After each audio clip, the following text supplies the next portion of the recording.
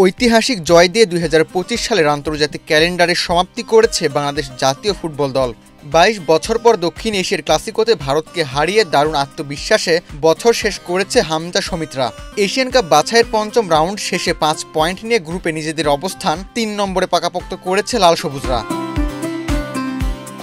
চলতি বছরে আর কোনো ম্যাচ নেই বাংলাদেশের। পরবর্তী চ্যালেঞ্জ ২০২৬ সালের ৩১ মার্চ এশিয়ান কাপ বাছাইয়ের শেষ রাউন্ডে সিঙ্গাপুরের বিপক্ষে away match. Gold's Gym across 30+ countries with over 700+ locations worldwide. Train anywhere, belong everywhere. মূল পর্বে খেলার সুযোগ হাতছাড়া হলেও শেষ ম্যাচে জিতে ৮ পয়েন্ট নিয়ে গ্রুপের ২-এ থাকার লক্ষ্য নিয়ে মাঠে নামবে দল। তবে কাজটা মোটেও সহজ হবে না।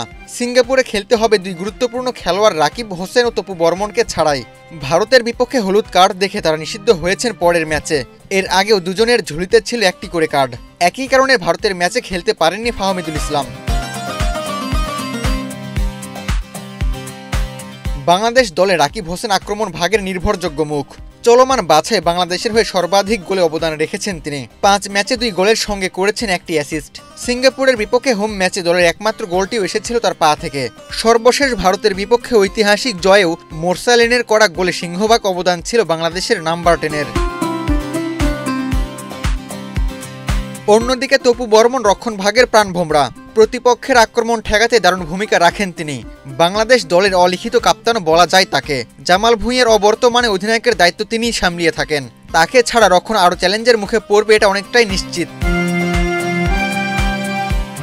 রাকিব তপুর বদলে কারা খেলবেন তা এখনও স্পষ্ট নয়। তাই আপাত দৃষ্টিতে বলা যায় পূর্ণ শক্তির সিঙ্গাপুরকে অ্যাওয়েতে হারানো আগের তুলনায় আরও কঠিন মিশন হতে চলেছে বাংলাদেশের জন্য। এদিকে শৃঙ্খলার ক্ষেত্রে বাংলাদেশের ঘাটতিও সামনে এসেছে। এশিয়ান কাপ বাছাই 5 ম্যাচে 11টি হলুদ কার্ড দেখেছে দল। 25 মার্চ এশিয়ান কাপ বাছাইয়ের প্রথম ম্যাচে ভারতের বিপক্ষে হৃদয় মুজিবুর রহমান জনি কার্ড দেখেছিলেন। 10 জুন সিঙ্গাপুরের বিপক্ষে হোম ম্যাচে সর্বাধিক 4টি কার্ড দেখে বাংলাদেশ। 2 ডিফেন্ডার শাকিল আহাদ তপু ও তপু বর্মনের পাশাপাশি 2 ফরওয়ার্ড ফাহিম ও ফাহমিদুল কার্ড দেখেন। 9 অক্টোবর ঢাকায় হোম ম্যাচে রাকিব হোসেন, 14 অক্টোবর অ্যাওয়ে ম্যাচে ফাহমিদুল ও তারিক কাজী কার্ড দেখেছেন।